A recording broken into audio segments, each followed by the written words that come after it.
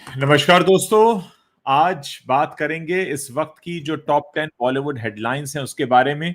और पहली खबर जिस पर हम बात करने जा रहे हैं वो है कि कंगना को रास नहीं आ रही है राजनीति। क्योंकि कंगना पहले भी कह चुकी हैं कि बड़ा काम करना पड़ता है। अब उन्होंने पैसों को लेकर बात की है। उन्होंने कहा है बड़ा काम करना पड़ता है, इनकम भी कम है, मेहनत ज्यादा है, मुझे तो जम नहीं रहा। और पहले उनके बयान कुछ इस तरह के सामने आए थे कि उनसे किसी ने कह दिया था कि वीकेंड वीकेंड भी काम करोगी तो हो जाएगा, 25-26 दिन ही देने पड़ेंगे, साल भर में 50 दिन मैक्सिमम देने पड़ेंगे। अब कंगना जो है बुरी फंस गई है, चुनाव जीत गई है और अब उनके इस तरह के बयान निकल कर सामने आ रहे हैं। और ये भी हमें नहीं भूलना चाहिए कि जब से वो राजनीति में आई हैं उनसे उनके पार्टी के जो बड़े नेता हैं, जो प्रधानमंत्री भी हैं देश के, वो नहीं मिले। और इस बात को वो खुद ही मुखर होकर बार बार बताती नहीं है कि मोदी जी मुझसे तो मिल लेते, मोदी जी मुझसे तो मिल लेते। और मोदी जी जो थे वो दिलजीत दोसांझ से तो मिल लिए इस साल की शुरुआत 1 जनवरी को। दिलजीत दोसांझ से कंगना रनौत के कैसे संबंध है आप जानते ही हैं, दोनों सोशल मीडिया पर अक्सर भिड़ते रहे, खासकर किसान आंदोलन के दौरान। तो मोदी जी उनसे मिल लेते हैं। तो ऐसा लग रहा है कि कंगना को अब राजनीति में आने का कोई फायदा मिल नहीं रहा। एक तो वो परेशान है कि काम ज्यादा करना पड़ रहा है, दूसरी परेशानी है पैसे नहीं है, तीसरा उन्होंने पिछले दिनों अपने चुनाव क्षेत्र में सीधे तौर पर ये कह दिया था कि मैं क्या करूं, मैं भी तो आप लोगों की तरह ही हूं। जब बाढ़ प्रभावित क्षेत्रों का वो दौरा कर रही थी उस दौरान उन्होंने कहा कि आप लोग मेरे पास शिकायत लेकर आ जाते हैं, मैं कोई सुपर ह्यूमन थोड़ी हूं, मैं भी तो आप ही की तरह हूं, देखिए मेरा भी रेस्टोरेंट नहीं चल रहा है, मुझे भी सैलरी देनी पड़ती है, कल तो मेरा 50 रुपए का ही धंधा हुआ इसमें मेरे रेस्टोरेंट में। तो इस तरह की बातें वो करती हैं। तो चुनाव जीत के तो वो आ गई हैं, लेकिन करना क्या उन्हें पता नहीं है। उनको किसी ने कह दिया था बहुत कम काम करना पड़ेगा, अब उन्हें काम भी ज्यादा करना पड़ रहा है, इनकम भी नहीं हो रही है और ऊपर से उनको ऐसा लग रहा है कि वो बड़ा काम के बोझ तले दबी हुई है। तो ऐसा ही होता है जब आपको कोई काम नहीं आता और आप उसमें कूद पड़ते हैं। अब आप सोचिए कि जिसको ब्लॉक लेवल पर भी काम करने का अनुभव ना हो, जिसने कभी महानगर पालिका के स्तर पर भी काम ना किया हो, उसे सीधे देश की संसद पहुंचा दिया जाए सिर्फ इसलिए क्योंकि वो सिल्वर स्क्रीन पे बहुत अच्छे डायलॉग बोल लेती है। तो यही हाल होता है। ये अकल में लाने की बात है उस पार्टी के लिए भी जिन्होंने उसे टिकट दिया, उन लोगों के लिए भी जिन्होंने उन्हें वोट दे के जिताया, और खुद कंगना रनौत तो समझ ही रही हैं। तो दोस्तों ये हमेशा से रहा हिंदुस्तान में कि फिल्मी पर्दे पर चमकने वाले चेहरों को ये लोग संसद तो भेज देते हैं, लेकिन इनको ये नहीं पता कि संसद में होता क्या है, करना क्या होता है। तो जैसी जनता है वैसा ही देश है, वैसे ही जीतकर चुनाव में संसद पहुंचने वाले हैं। खैर अब जब पहुंच गए हैं और इस तरह के बयान देंगे तो चर्चा तो होगी ही। रवि जी, आप इस पूरी खबर पर क्या सोचते हैं? देखिए, हिंदी में कहावत है ना, नाच न जाने आंगन टेढ़ा। बस। ये उस तरह का मामला है। और सिर्फ कंगना नहीं, बहुत सारे लोग इस तरह के हैं जो हाँ। राजनीति करने के लिए तो पहुंच जाते हैं, लेकिन उन्हें ये लगता है कि राजनीति में बड़ा मजा है और वहां जाके हम पैसा बनाएंगे या हमारी खूब आवभगत होगी और हमें जो है खूब हर जगह स्वागत सत्कार मिलेगा, हमें तमाम हाँ। सुविधाएं मिलेंगी। हाँ। ये बताता है कि राजनीति को लेकर सोच कितनी बदल चुकी है। जी। राजनीति जो है वो राज करने की नीति तो है ही, मगर जब हमारे यहाँ पर पूरा जो आजादी की लड़ाई लड़ी गई, हालांकि कंगना रनौत नहीं मानती है कि वो लड़ी गई और 2014 के पहले तो देश आजाद ही नहीं था। हाँ, हमारे राजनीति देश की समाज सांसद ऐसा सेवा थी। मानती हैं। बिल्कुल बिल्कुल। बिल्कुल बिल्कुल। तो राजनीति को कभी भी बिजनेस की तरह नहीं देखा गया। ये अलग बात है कि लोगों ने इसकी आड़ में बहुत सारे बिजनेस किए हैं और खूब धंधे चमके हैं, लोगों के बहुत फायदा उठाया है, और लेकिन अब तो इस सैद्धांतिक देश रूप में से की राजनीति भी जो बिजनेस करने वाले हैं वही चला रहे हैं। हाँ, जी। वही चला रहे हैं। लेकिन सैद्धांतिक रूप से तो ये समाज की सेवा रही है। एक बेसिक लाइन जो है इसकी कि भाई हम समाज के लिए हैं, हम समाज की सेवा करने के लिए, समाज का हित करने के लिए आपको लोगों के बीच में जाना पड़ेगा, उनकी बातें सुनना पड़ेगी, उनकी समस्याओं को हल करना पड़ेगा या हल निकालना पड़ेगा। चाहे आप व्यक्तिगत स्तर पे लें लोगों की समस्याओं को या मोहल्ले के लेवल पर लें, चाहे शहर के लेवल पर लें, स्टेट के लेवल पर लें, वो कुल मिला के आपको जनता की सुनना और जनता की समस्याओं का हल निकालना और इसी के सहारे जो है आगे बढ़ना है। राजनीति कभी भी ये नहीं है कि यार इसमें हम पैसा नहीं बना पा रहे हैं, इसमें हमारे पास कम पैसा है, या फिर हम ये करते हुए साइड में अपना कुछ कर सके। कंगना ने ऐसा भी कुछ कहा है कि भाई जी। राजनीति करने वालों को ये एक छूट रहना चाहिए कि साइड में भी वो अपना कुछ करते रहे। तो कंगना को किसी ने रोका तो नहीं है, और जिन लोगों को करना है वो करते ही हैं। उसके बावजूद ये सच है कि राजनीति कोई पार्ट टाइम जॉब तो है नहीं। ये अलग बात है कि मतलब कि राजनेता जब चुनाव जीत जाते हैं तो फिर 5 साल बाद ही मुंह दिखाते हैं, और जनता इस बात को खूब अच्छे से समझती है कि आप एक बार चुनाव जीत कर चले जाएंगे तो फिर आप पलट कर आने वाले नहीं है। लेकिन ये मजबूरी है, क्योंकि अगली बार भी वोट मांगने आपको जाना है, या अगर आप नहीं जाएंगे तो आपका कोई भाई बंधु, आपकी पार्टी का आदमी जाएगा, तो जनता सबक तो सिखाई देती है।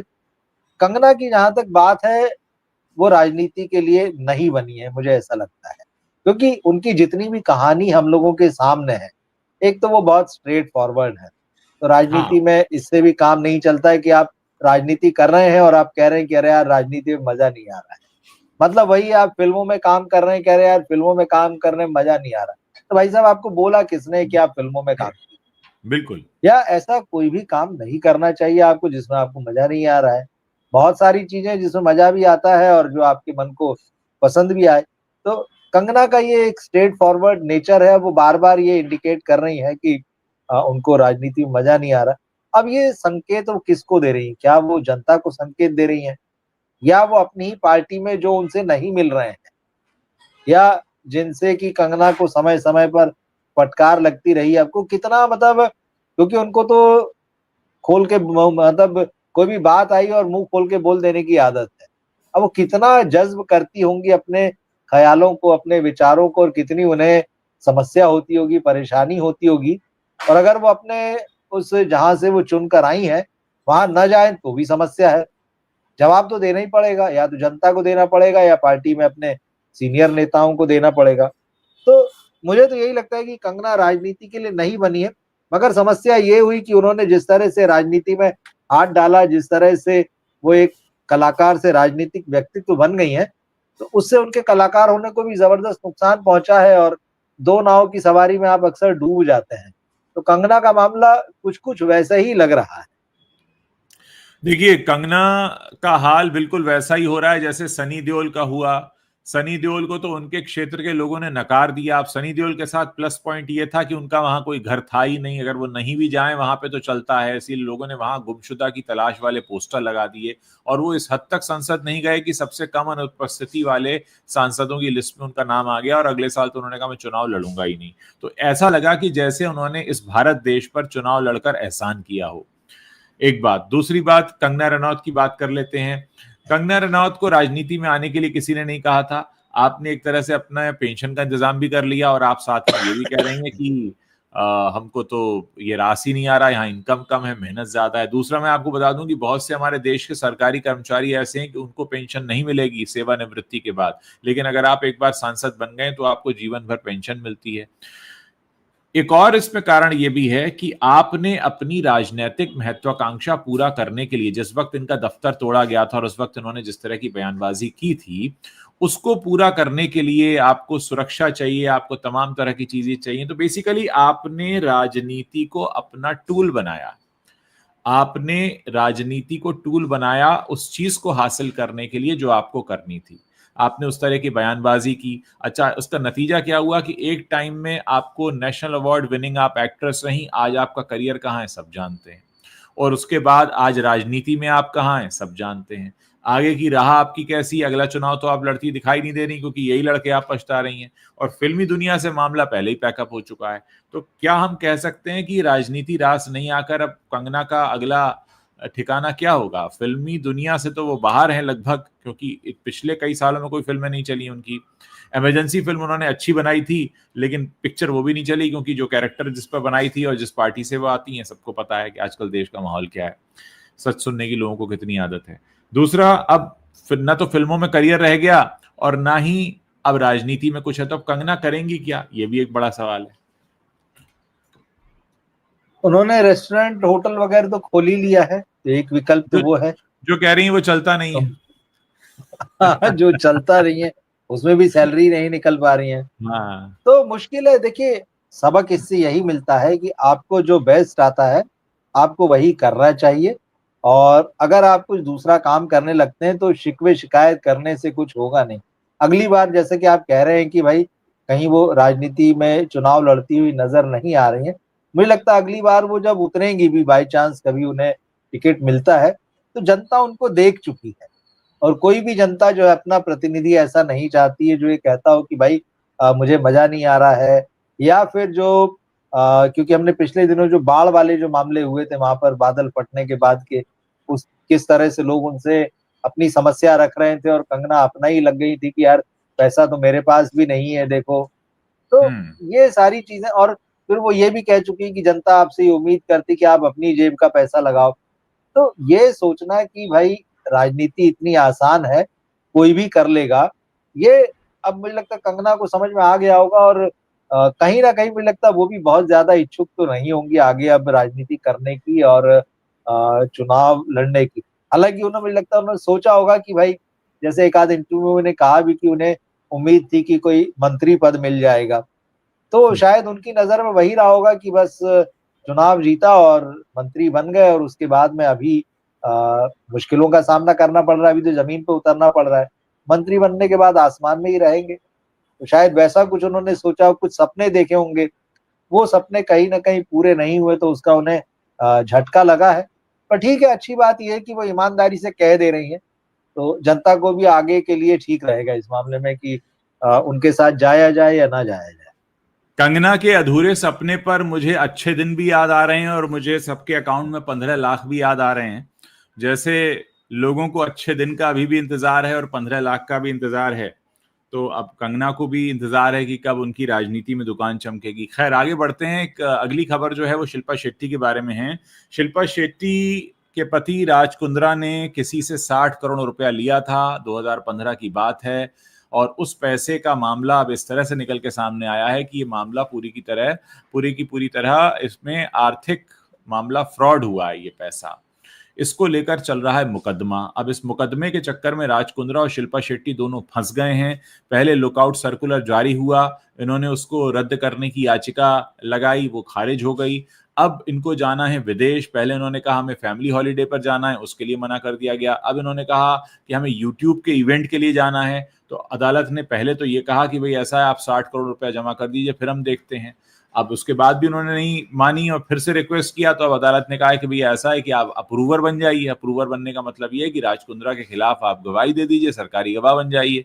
तो ये मामला पूरी तरह से फंस गया है और शिल्पा शेट्टी जो हैं अब किसी तरीके से कोशिश कर रही हैं कि उनको बाहर जाने का मौका मिल जाए, लेकिन अदालत की तरफ से उनको क्लीन चिट नहीं मिल रही है विदेश यात्रा करने के लिए। यहाँ पर एक बात ये भी समझ लेना जरूरी है कि शिल्पा शेट्टी को हमने देखा है कि वो योगा सिखाती हैं लोगों को, और जब हम बात योगा की करते हैं तो योगा सिर्फ तन से नहीं, मन से भी होता है। और एक ऐसी इमेज बनती है कि योगा के साथ आप मन से भी बड़े सात्विक हो जाते हैं। और उस सब के बीच अगर ऐसी खबरें आए कि पैसे को लेकर धोखाधड़ी हुई, आप पर इल्जाम लगा है। इस बीच राज कुंद्रा ने एक और बयान भी दिया था कि नोटबंदी के चक्कर में मेरा धंधा नहीं चला, इस चक्कर में मैं परेशान हो गया और मैं पैसा वापस नहीं कर पाया। तो ये तमाम बातें हैं। अब मंगलवार को, कल यानी बॉम्बे हाईकोर्ट में जो सुनवाई हुई है उसके दौरान कोर्ट ने शिल्पा को साफ साफ सुझाव दिया कि अगर वो विदेश यात्रा करना चाहती हैं तो पहले वो बन जाएं सरकारी गवाह। और ये पूरा मामला जो है बुरी तरह से फंस गया है। रवि जी, आप कैसे देखते हैं इसको?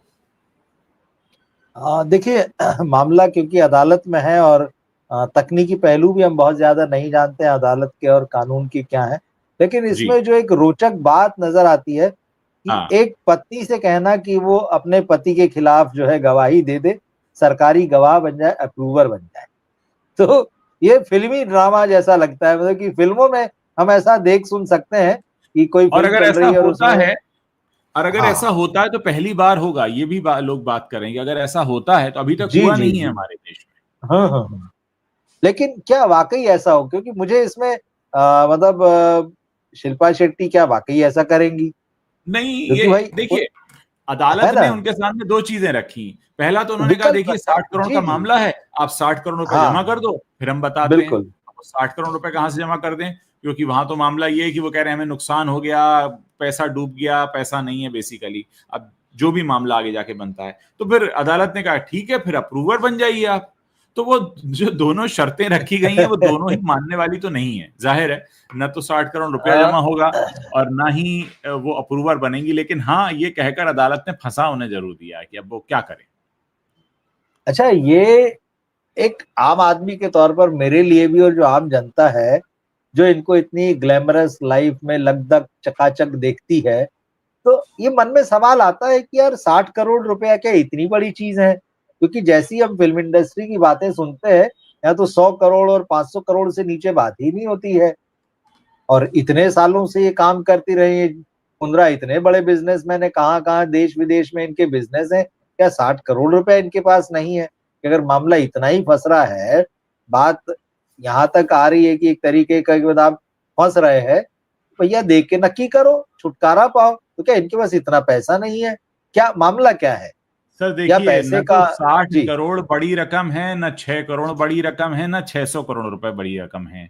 सबसे बड़ी चीज होती है इंटेंट, इंटेंशन, नियत। बिल्कुल। हाँ हाँ। क्योंकि जिस शख्स ने मुकदमा किया है उनका यह कहना है कि उन्होंने कई साल इंतजार किया, वो 2015 के आसपास का जिक्र करते हैं। अब जो यहाँ पर मेरे पास रिपोर्ट है उसमें यह है कि मुंबई के एक बिजनेसमैन दीपक कोठारी ने इनकी कंपनी के विस्तार के लिए, बेस्ट डील टीवी कंपनी थी, उसके जी, विस्तार के नाम पर उनको 60 करोड़ रुपए का लोन दिया था। और कोठारी जो है वो बताते हैं कि ये लोन कम इन्वेस्टमेंट एग्रीमेंट था, मतलब इस पैसे को उन्होंने इन्वेस्ट किया। शिल्पा ने उन्हें व्यक्तिगत रूप से भरोसा दिलाया था कि हर महीने ब्याज चुकाया जाएगा और मूल रकम भी समय पर लौटाई जाएगी। लेकिन कोठारी का आरोप है कि शिल्पा ने पैसे को बिजनेस में लगाने की बजाय निजी खर्चे में लगा दिया। ब्याज की किस्तें रुकती रहीं। जनवरी 2016 में शिल्पा ने अचानक उस कंपनी के डायरेक्टर पद से इस्तीफा दे दिया। उसके बाद कोठारी ने कई बार पैसे वापस मांगे, लेकिन कोई जवाब नहीं आया। आखिरकार उन्होंने मुंबई पुलिस की इकोनॉमिक ऑफेंस विंग में शिकायत दर्ज कराई। ईओडब्ल्यू ने जांच शुरू की और जल्द ही शिल्पा और राज कुंद्रा को धोखाधड़ी, क्रिमिनल ब्रीच ऑफ ट्रस्ट जैसे गंभीर आरोपों में आरोपी बना दिया गया। राज कुंद्रा का नाम पहले भी विवादों में आया है, क्रिप्टो करेंसी स्कैम और वो जो फिल्में बनाते थे उसमें तो मामला था ही पहले फंसा हुआ। तो जैसा आपने कहा, बिल्कुल आपने सही पॉइंट आउट किया रवि जी की, क्या 60 करोड़ इतनी बड़ी रकम है? तो उसका जवाब ये कि 60 करोड़ बड़ी रकम नहीं है, लेकिन बड़ी रकम नियत होती है। तो मामला सारा इसमें वही है। ये मामला उन लोगों के लिए भी है जिनको लगता है ना कि ग्लैमर की दुनिया में बड़े शानदार लोग होते हैं, जैसे ही पर्दे पर बड़े बड़े दिखते हैं वैसे ही पीछे भी होते हैं। तो और जिनको लालच रहता है कि भाई, क्योंकि लोगों के पास भी इफरात पैसा है ना, समस्या ये भी है। तो अब जी, उनको कोई जानता तो है नहीं, तो उन्हें लगता है कि फिल्म के बहाने ये होगा कि हम इनके बाजू में खड़े होंगे, हमारी तस्वीरें खींची जाएंगी, तो हम अपने घर में तो लगा ही लेंगे, दुनिया भी देखेगी, वीडियो चलेंगे, लोगों को पता चलेगा, और उसके बहाने से शायद हम अपना बिजनेस जो है कहीं और फैला पाएंगे या कुछ और एक अलग तरह के लाभ ले पाएंगे। तो ये भी समझना चाहिए कि सिनेमा के लोगों के साथ बिजनेस जो है वो इतना आसान नहीं है, और बात सिर्फ फिल्म बनाने बस की नहीं है। जो भी बिजनेसमैन इन लोगों के साथ पार्टनरशिप करते हैं, तो वो कितनी फेयर होती है नहीं होती है, ये वाला जो केस जो है कहीं ना कहीं बता रहा है कि कैसे आप फंस सकते हैं। और अगर देने वाले ने भी 60 करोड़ रुपए दिए हैं, तो वो भी कोई छोटी मोटी पार्टी तो है नहीं। जो 60 करोड़ देगा तो वो लेना भी जानेगा। इतना आसान बिल्कुल, तो बिल्कुल, वो भी बिल्कुल, नहीं बिल्कुल। होगा कि दे देगा और आप कुछ कर दें और फिर वो अपना छोड़ के चल दे। तो कहीं ना कहीं तो उसका भी मामला सेट होगा ही होगा। तो ये इंटरेस्टिंग है। लेकिन हाँ, जब कोर्ट ये बोल रहा है एक पत्नी से कि अपने पति के खिलाफ गवाही दे दो, अप्रूवर बन जाओ, तो ये देखने वाली बात है। क्योंकि शिल्पा और राज की लाइफ जो भी है, जैसी भी वो आपस में वो जाने। लेकिन हाँ, पिछले कुछ समय से राज कुंद्रा जो है लीगल मुश्किलों में फंसते रहे, और बार बार वो कहते रहे कि भाई मेरे नाम के साथ शिल्पा शेट्टी का नाम मत लो, क्योंकि उनका मामला अलग है और मेरे बहाने से शिल्पा को बदनाम किया जाता है। ये सारी बातें भी वो कहते रहे। तो देखना पड़ेगा, ये इंटरेस्टिंग बात कही है कोर्ट ने। ईओडब्ल्यू की जांच में कुछ और बातें भी सामने आई हैं, अपने दर्शकों को मैं बता देता हूं। इसमें शिल्पा ने पिछले हफ्ते अपना बयान दर्ज कराया था। उन्होंने बताया कि उन्होंने कंपनी से 4 करोड़ रुपए लिए थे, अपनी ही कंपनी से, लेकिन वो उनकी जी जी। सेलिब्रिटी फीस थी। शिल्पा ने कहा कि वो उस कंपनी की डायरेक्टर तो थी, लेकिन पैसे उन्होंने विज्ञापन और प्रमोशन के लिए लिए थे। उन्होंने टीवी एड्स और सोशल मीडिया पर कंपनी को प्रमोट किया था और ये फीस उसी का हिसाब था। यानी वो जिस कंपनी की डायरेक्टर थी हाँ, उसी की वो सेलिब्रिटी ब्रांड एम्बेसडर थी और उसके लिए वो 4 करोड़ ले रही थी। और उनके वकील कहते हैं कि 60 करोड़ का जो पैसा है वो लोन के रूप में लिया गया था और इसे जानबूझकर निजी निवेश दिखाया गया ताकि ब्याज दरें कम रहें। शिल्पा ने कोठारी को गारंटर बनने का भरोसा दिया था, लेकिन इस्तीफे के बाद सब कुछ गायब हो गया जब वो उस कंपनी के डायरेक्टर पद से हट गई। ईओडब्ल्यू ने कंपनी के अकाउंट्स की स्क्रूटनी की और पाया कि लोन का बड़ा हिस्सा पर्सनल अकाउंट्स में ट्रांसफर हो गया है। राज कुंद्रा ने हाल ही में एक बयान में डिमोनेटाइजेशन को दोष दिया था कि भाई जब नोटबंदी हुई तो मेरा धंधा काफी कम हो गया और इसी वजह से मेरा लोन डिफॉल्ट में चला गया, लेकिन कोर्ट ने इसको स्वीकार नहीं किया। जजेस ने साफ कहा कि पहले पैसे चुकाओ तब राहत मिलेगी। तो कुल मिलाकर अब मामला फंसा हुआ है और एक तरह से ये इस बार मामला टेढ़ा पड़ गया लगता है, क्योंकि लुकआउट सर्कुलर जारी होना, विदेश न जाने देना, उनके सारे असाइनमेंट्स रुक जाना और शिल्पा के ये भी कहना है कि ये तो मेरा वर्क कमिटमेंट है, यानी इसके बदले उन्हें पैसा भी मिल रहा होगा, तो अब सीधे तौर पर और पैसे का नुकसान है कि अगर ये मामला उनको रोक दिया जाता है। तो खैर आम लोगों के लिए तो सबक यही है कि भाई जिससे पैसा लें समय पर लौटाएं, पैसा उतना ही लें जितना आप लौटा सकें, ज्यादा ना लें, किसी तरीके के लालच में ना आए और किसी तरीके से देखिए हम यहाँ पर जो खबरें दिखाते हैं उनका एक और मकसद होता है दर्शकों। हमारा मकसद ये होता है कि अक्सर हम अपने से बड़े जो लोग हमसे ज्यादा मशहूर हैं, हमसे ज्यादा पैसे वाले हैं, हम उनकी जिंदगी से कुछ सीखना चाहते हैं। हम सीखते हैं उनके अच्छे काम से भी और उनके कुछ ऐसे कामों से भी सीखते हैं जहां वो फंस जाते हैं। तो ये जो पूरी खबर है ये हमें बताती है कि भैया जितनी चादर हो उतनी ही पांव पसारें और जिससे पैसा लिए समय पर वापस करें, नहीं तो आप किसी लंबे खेल में फंस सकते हैं। तो मुझे लगता है कि इस खबर से अगर हम इतनी सीख भी ले लें तो हमारे दर्शकों के लिए बहुत अच्छी बात होगी। एक और खबर है जिसकी तरफ हम बढ़ना चाहेंगे। नेटफ्लिक्स ने बंद कर दी है अजय देवगन की फिल्म रामरी। अब ये फिल्म क्यों बंद हुई है, क्यों अजय देवगन पर ऐसा पहाड़ टूट पड़ा, और अजय देवगन के तरफ से खबरें ये भी आ रही हैं कि अभी वो इसको पूरी तरह से बंद नहीं मान रहे। उनको ऐसा लग रहा है कोई अगर और ओटीटी प्लेटफॉर्म आ जाता है तो वहां पे इसका काम शुरू हो जाएगा। लेकिन हाँ, इस समय बॉलीवुड जिस तरीके के दौर से गुजर रहा है उसमें नेटफ्लिक्स का एक फिल्म से हाथ पीछे खींचना अपने आप में बताता है कि मार्केट और नैया डोल रही है। कैसे देखते हैं रवि जी इसको आप? इसको मैं एक तो ये ऐसे देखता हूं कि नेटफ्लिक्स अजय देवगन को शाहरुख खान तो नहीं मानता। हाँ, भाई बहुत अच्छी बात कही आपने, बहुत अच्छी बात कही। हाँ, तो भाई आप जितने बड़े स्टार हो, आप शाहरुख खान तो नहीं हो। शाहरुख खान के लड़के के लिए तो हमने रेड कारपेट बिछा दिया कि आप तो आओ साहब, हम सब कर देंगे। लेकिन अजय देवगन चाहे लाख प्रोड्यूसर हो, डायरेक्टर हो, फिल्में बना चुके हो, नेटफ्लिक्स ने उनके प्रोजेक्ट में वैसा भरोसा नहीं दिखाया है। और दरअसल अब ये एक सीरियस नोट की भी बात ये है कि ये हमको साफ हो चला है धीरे धीरे कि ये जो भी विदेशी प्लेटफॉर्म है, अमेजन है या फिर नेटफ्लिक्स है, भारतीय कंटेंट क्रिएटर्स में इनका भरोसा जो है ना अब बहुत नीचे के लेवल पे आ गया है। हाँ, हाँ, आप ये मतलब वो उन्होंने पहले तो आपका मार्केट कैप्चर कर लिया है, आपकी फिल्में खरीदी, आपके मुंह मांगे दाम पे खरीदी, आपको कहा कि आप हमारे लिए कंटेंट बनाइए जिससे कि आप निष्क्रिय हो जाएं अपने बाजार में। घटिया कंटेंट उसने आपका ले लिया, बेचा, और अब उसने धीरे धीरे आपको आपकी औकात दिखाना शुरू कर कि भाई साहब ऐसा नहीं होगा कि आप जो दे देंगे हम वही ले लेंगे। क्योंकि खबरें जो मैं पढ़ रहा था इसमें बजट का मामला है जी, जो कहा जा रहा है। अब बात सही है कि अब इनको तो यहाँ के मार्केट में हो गया ना कि जब इनको बाहर के प्रोड्यूसर इन्वेस्टर मिल जाते हैं, और बहुत सारे लोग हमने शिल्पा वाले केस में भी देख ही लिया, शिल्पा राजकुंद्रा वाले की लोग इनके साथ काम करने के इच्छुक रहते हैं, तो सूटकेस भर भर के ले आते हैं और फिर खाली सूटकेस लेके चले जाते हैं। तो फिल्म इंडस्ट्री में पुराना चलन है ये। और लेकिन नेटफ्लिक्स और इसके जैसे जो विदेशी प्लेटफॉर्म है अब सब बड़े, उन्होंने अपना बाजार जमा लिया और उनका कंटेंट अब यहाँ खूब बिकता है। उनको आपकी जरूरत नहीं है। नेटफ्लिक्स को अपने बने रहने, जमे रहने के लिए चाहे अजय देवगन हो या कोई देवगन हो, उसको जरूरत नहीं है। वो अपना माल यहाँ बेच लेगा और जम जाएगा। तो धीरे धीरे आपको वो खत्म भी करेगा। इस बात का डर हमने पहले भी बताया था कि क्या होने वाला है। चीजें देखिए उसी दिशा में जा रही। तो जब आपको आदत तो हो गई कि 100 रुपए का माल जो है 1000 रुपए में बेचना है लोगों को, तो लेकिन वो वैसे खिलाड़ी तो है नहीं, वो तो दुनिया भर में खेल रहे हैं। तो आपके 100 का माल वो 110 में तो खरीद लेंगे, लेकिन आप कहोगे 100 का 1000, तो वो आपको दरवाजा दिखा दें। इस मामले में या ऐसे और भी मामले जो सामने आए हैं, जो प्रोजेक्ट बंद होने की खबरें आती रही है, या तो वो कंटेंट के लिहाज से बहुत कमजोर होते हैं, तो नेटफ्लिक्स या जो अमेजॉन जैसे हैं वो उन्होंने अपने सेकंड सीजन तक नहीं बनाए। पहले में जी घाटा उठाने के बाद में उन्होंने तय कर लिया कि काम ही नहीं करना कमजोर लोगों के साथ, कमजोर कंटेंट के साथ। तो इसका ये मतलब है कि अगर आपकी हॉरर फिल्म का जो प्रोजेक्ट है, जिसको कि आपने जो मीडिया में, हिंदी मीडिया में या देसी मीडिया में जो आप प्रचारित कर लेते हैं कि एक बहुत महान प्रोजेक्ट बन रहा है, पीरियड फिल्म होगी, हॉरर होगी, 2 हीरो हैं। अभी सिद्धांत चतुर्वेदी का क्या मार्केट बताइए, मोहित रैना का क्या मार्केट? इनको लेके आप मोटा बिल थमाएंगे, और उसमें भी कोई एक डेब्यू डायरेक्टर है नेहा शर्मा, जिनके नाम पे 2 फिल्में, द जोया फैक्टर और तेरे बिन लादेन, ये इसकी राइटर। अब आप ऐसे लोगों के साथ प्रोजेक्ट बनाएंगे और कहेंगे कि नहीं ये तो भारी भरकम लगने वाला है।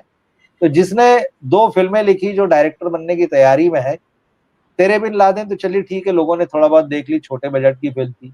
जोया फैक्टर तो बड़े बजट की फिल्म थी। औंधे मुगिरी आज लोग जानते भी नहीं है। तो ये जो हो रहा है ना कि भाई इन्हें लगता हो कि नहीं नहीं हम जैसा कहेंगे वैसा चल जाएगा, अब ये शुरुआत हो गई है। हमने 5-7 महीने पहले भी ऐसी खबरें देखी है कि आप इन्होंने बहुत सारे सीजन 2 नकार दिए, डब्बे में डाल दिए कि नहीं बनाना। पिछले साल भी ऐसी खबरें थी, अमेजोन पे भी थी, नेटफ्लिक्स पे भी थी। और अब ये कि बड़े प्रोजेक्ट्स हैं आपके, हमें आपके साथ नहीं बनाना, या आप इसका बजट कम करके लाइए। 100 का माल 110 में दे सकते हैं तो ठीक है। अब ये सौदेबाजी आ गई है पूरी तौर पर, तो इनको अब समझ में आएगा। इन्होंने इंडियन मार्केट जो सिनेमा का था वो तो खो ही दिया है। अब जो ओटीटी पर जो गेम शुरू हुआ है, ये इनको बहुत भारी पड़ेगा। शाहरुख खान भी क्या होगा, 1 आध सीजन 2 सीजन और चला लेंगे। जो बैड्स ऑफ बॉलीवुड बना है वो कितना ग्रेट है, वो तो सब समझ ही रहे हैं, ऐसा नहीं कि नहीं। उसका प्रचार और उसकी चीजें, या जो भी इस बिलाल तरह का सिद्दीकी कंटेंट। का भी जिक्र हो रहा है कि बिलाल सिद्दीकी जो जी इसके राइटर हैं, उनकी राइटिंग का कमाल है। मतलब एक तरह से आर्यन खान पूरा क्रेडिट लूटना चाह रहे हैं, लेकिन बिलाल सिद्दीकी का इसमें रोल अहम है। आपने बात बहुत अच्छी कही कि नेटफ्लिक्स को इतना तो उन्होंने समझ लिया है कि ये शाहरुख खान जितने इंपॉर्टेंट नहीं है, इसलिए इन्हें बाहर का रास्ता दिखा दिया है। यहाँ एक बात और समझनी पड़ेगी कि शाहरुख खान को भी नेटफ्लिक्स की जरूरत है और नेटफ्लिक्स को शाहरुख खान हाँ हाँ। दिख रहे हैं। लेकिन कुल मिलाकर ये आने वाले समय में चीजें बहुत गड़बड़ हो सकती हैं। इस फिल्म के बारे में यही कहा गया, जहां मैंने भी पढ़ा कि 1945 की ये कहानी है और इस पर 1 साल से काम चल रहा था, यानी अच्छा खासा पैसा खर्च हो चुका था। और उस पैसे को खर्च होने के बाद इनको एहसास हुआ कि यार ऐसा इतना पैसा अभी खर्च हो चुका है, बनने में कुछ और होगा, यानी पूरी तरीके से घाटे का सौदा लग रही थी। तो वो अजय देवगन जो ये कहते हैं कि बॉलीवुड को साउथ से कोई खतरा नहीं है, उनकी फिल्म पर नेटफ्लिक्स ने ताला लगा दिया है और अब उन्हें इंतजार है कि ओटीटी का कोई दूसरा प्लेटफॉर्म आए जो उन्हें सपोर्ट करे। अब आप इससे अंदाजा लगा सकते हैं कि बॉलीवुड की नैया कितने गोते खा रही है और कहां पर है। ये वाकई बहुत हैरत की एक बात है, दुख की बात भी है और चिंता बढ़ाने वाली बात भी है कि वो लोग जो सिनेमा के बिजनेस में 30-30, 40-40 साल से हैं, उनसे भी ऐसी गलतियां हो रही हैं कि वो प्लान नहीं कर पा रहे हैं, उनको समझ में नहीं आ रहा है। और ये सब उस समय में हो रहा है जब उनके सामने साउथ का सिनेमा तेजी से बढ़ रहा है, यानी उनके सामने एक वो एग्जाम्पल भी है जो इस समय तेजी से दर्शकों का मन जीत रहा है। और ठीक उसी समय वो अपने दर्शकों से हार रहे हैं, अपने बाजार को खोते हुए देख रहे हैं, उनके प्रोजेक्ट्स बंद हो रहे हैं, उन्हें नकारा जा रहा है, रिजेक्ट किया जा रहा है। लेकिन मामला वही है कि अभी भी हमें बात समझ में नहीं आई है कि हमें क्या नहीं करना है। एक चीज और कहना चाहूंगा उज्जवल जी यहाँ पे। जी जी। अजय देवगन या इनके जैसे जो लोग कहते हैं ना, अरे हमको कहाँ खतरा है, ना ओटीटी से खतरा है, ना हमको साउथ के सिनेमा से खतरा है। तो अब इनके सामने नेटफ्लिक्स जैसे ये जो घटना हुई है, इसने ये कह दिया है कि भाई साहब आपने अपना तो सब डुबा दिया है, तो या तो आप साउथ की फिल्मों का रीमेक कीजिए, और अगर हाँ हमारे साथ काम करना है तो वो प्रोजेक्ट हम देंगे, वो वेब सीरीज हम देंगे जिसका आप भारतीयकरण करेंगे। आप अपना माल मत लाइए, हमें आपके माल से कोई लेना देना नहीं। वो जो हम देंगे वो आप बनाइए, आप तब तो चल पाएगा ये रिश्ता। एक और खबर पिछले दिनों थी, शायद 2-4 दिन ही हुए हैं। अंजुम रजब अली एक राइटर हैं, हाँ बॉलीवुड के हाँ। सीनियर राइटर हैं। जी उन्होंने कहीं किसी प्रोग्राम में ये कहा था कि भाई नेटफ्लिक्स और अमेजॉन जैसे और भी जो दूसरे विदेशी प्लेटफॉर्म है, भारतीय राइटर्स के, इंडियन राइटर्स के प्रोजेक्ट नकार रहे हैं। मतलब उन्होंने कहा कि भाई वो अपनी चीजें थोप रहे हैं, हमारे आइडिया, हमारे प्रोजेक्ट्स को वो नकार रहे हैं। तो उन्होंने कहा कि ये कि नए किस्म का साम्राज्यवाद है जो पुराने जमाने में। अब देखिए, क्योंकि आपने तब आवाज नहीं उठाई जब ये बॉलीवुड वाले लोग जो है कहानी को, स्क्रिप्ट को, राइटिंग को कुछ समझ ही नहीं रहे थे, तब आप अपने अपने कोने पकड़ के बैठे हुए थे। तो अब हाँ रोने से कोई फर्क नहीं पड़ेगा। तब आपने इन लोगों को रोका नहीं, तब आपने कोई वॉइस नहीं उठाई, तब आपने कहा कि अरे ठीक है, मुझे काम मिल रहा है ना, कोई बात नहीं, बाकी तो जो होना हो, हमें क्या लेना देना। अब ये पिक्चर बड़ा हो गया है, अब ये मुश्किल जो है बड़ी हो गई है। अब आप क्या कर लेंगे? मैं कह रहा हूँ आने वाला समय वही है, क्योंकि ये बात सच है, जो बॉलीवुड बना रहा है या जो सो कॉल्ड आइडियाज हमारे यहाँ के, उन पर जो कंटेंट बन रहा है, हम देख रहे हैं कितना लो क्वालिटी का है, क्योंकि हमने राइटिंग की कभी इज्जत ही नहीं की। हम चोरी चकारी में ही लगे रहे, नकल में ही लगे रहे। तो खुद ही अपने पैरों पे कुल्हाड़ी, बल्कि कुल्हाड़ी नहीं मारी बल्कि कुल्हाड़ी रखी और उसके ऊपर अपने पैर मारते रहे। मार रहा तो है, हाँ। बैंड तो बच चुका है, आपने खुद ही आमंत्रण दिया इस स्थिति के लिए, तो जी भुगतिए अब फिर। अब इसके बाद आपको उसकी शर्तों पे काम करना पड़ेगा। अगर आपको एक फिल्म मेकर के रूप में या एज ए प्रोड्यूसर के रूप में इस इंडस्ट्री में सरवाइव करना है, तो आप जो नकल कर रहे थे, अब वो कहेगा कि अब हम कह रहे तो नकल करो। अब आप हाँ। रोने लगे, नहीं हमारा प्रोजेक्ट, हमारा ओरिजिनल। अरे तुम पहले ही नहीं बना रहे थे भाई, पहले तुमने बनाया होता तो ये रोना नहीं आप पड़ता आज आपको। तो वो कह वो रहे हैं कि ठप्पा अब नहीं जो कर लगा रहे थे होता ना, तुम्हारे ऊपर। हाँ, तो पहले जो कर रहे थे वही करो, और अब वैसे करो जैसे हम कहते हैं, उतने बजट में करो जितने बजट में हम कहते हैं। अब एक्सपोज हो इनके जाते रोने हैं ना ये शुरू लोग, होंगे, एक्सपोज हो एक्सपोज हो जाते चुके हैं हैं। बिल्कुल। हाँ। तो ये इन्हीं का खोदा हुआ गड्ढा है। अगली खबर की तरफ बढ़ेंगे। आज दुख भरी खबर ये आई कि पंकज धीर, जो बी.आर. चोपड़ा की महाभारत में कर्ण का रोल निभाकर घर घर में पॉपुलर हुए थे, आज सुबह 11:30 बजे के आसपास, यानी बुधवार को सुबह 11:30 बजे के आसपास उनका निधन हो गया। लंबे समय से कैंसर से जूझ रहे थे। और पंकज धीर को जब हम देखते हैं, मुझे तो मेरा बचपन याद आता है, जब शायद 89 88 की बात होगी, जिस वक्त महाभारत आता था और टीवी के आगे बैठते थे। और बड़ी इंप्रेसिव पर्सनालिटी, बहुत जानदार उनकी आवाज़ और बहुत ही अलग तरह का करिश्मा उनका था। लेकिन वही है कि एक दिन हमें ये दुनिया छोड़कर जाना है, और वो दिन कभी भी किसी के सामने आ जाता है। उनके बेटे हैं निकेतन धीर, बिटिया बहू हैं उनकी कृतिका सेंगर। तो ये दोनों तो हैं अभी टेलीविज़न की दुनिया में चमकते रहते हैं, लेकिन पंकज धीर का जाना जो था, वो बहुत सारी पुरानी यादों को ताज़ा कर गया। मैं कहीं ये भी पढ़ रहा था कि उनको सेलेक्ट किया गया था अर्जुन के रोल के लिए, लेकिन अर्जुन के रोल में शर्त ये थी कि कुछ सीन्स के लिए उन्हें अपनी मूछें मुड़ानी थी, क्योंकि अर्जुन के रोल में कुछ महिला वाला कैरेक्टर भी था जो प्ले करना था। उन्होंने कहा मैं मूछें नहीं मुड़ाऊंगा, जी। इसलिए मैं वो रोल करूंगा ही नहीं अर्जुन का। बाद में फिर उन्हें कॉल गया कि आप कर्ण का रोल करेंगे क्या? तो पहला प्रश्न उन्होंने यही पूछा कि भाई मूछ तो नहीं मुड़ानी पड़ेगी? तो कहा गया कि नहीं, कर्ण के रोल में ऐसा कुछ भी नहीं है कि मूछ मुड़ाना पड़े। तो उन्होंने कहा ठीक है, मैं करूंगा। लेकिन वो रोल जो था, उनको उनके आखिरी समय तक वो कर्ण के तौर पर ही पहचाने गए। बिल्कुल, आज सुबह जब ये खबर आई, सुबह बल्कि मतलब दोपहर होते होते, तो ये जैसे आपने कहा कि आपके बचपन के दिनों में ले जाते, क्योंकि वो जी जो दूरदर्शन के, वो जो टेलीविजन के दिन थे, उसमें हमने जिन लोगों को पहचाना और जिनकी कहानियों ने हमको अपनी तरफ आकर्षित किया, तो महाभारत तो खैर अपने आप में है, ऐसा ग्रंथ है और ऐसा सीरियल था जिसने कि सब बैठकर देखते थे, और टाइम फिक्स था, तो लोग मिस नहीं करते थे। रामायण और महाभारत उस वक्त दो ऐसी कहानियां आई थी। और महाभारत में भी जिन कैरेक्टर्स ने आपको सबसे ज्यादा जो है बांधा अपने से, तो पांडव जो थे उसमें भी भीम, अर्जुन, युधिष्ठिर, बाकी ठीक है नकुल सहदेव तो लोगों को उतना याद नहीं, लेकिन फिर कौरवों में जो आपको दुर्योधन है, शकुनी है, दुशासन है, बाकी कैरेक्टर धीरे धीरे, इन सब के बीच में कर्ण की मौजूदगी महाभारत की कथा में भी और इस सीरियल में भी, वो बहुत ही आकर्षक है, क्योंकि वो ऐसा कैरेक्टर है कि वो है तो पांडवों का बड़ा भाई, हाँ। लेकिन उसकी कथा कुछ इस तरह की है कि वो कौरवों के साथ मिल गया, और उसने कौरवों के साथ, खासतौर पे दुर्योधन के साथ में अपनी मित्रता को मरते दम तक निभाया। और कर्ण तो ऐसा कैरेक्टर है कि जिसको लेकर लिटरेचर की दुनिया में बहुत कुछ लिखा गया, उसकी कहानी को लेकर, उसकी साइकोलॉजी को लेकर, उसके बहाने से भी समाज को देखने समझने की उस समय की कोशिशें हुई, तो बहुत इंटरेस्टिंग है। और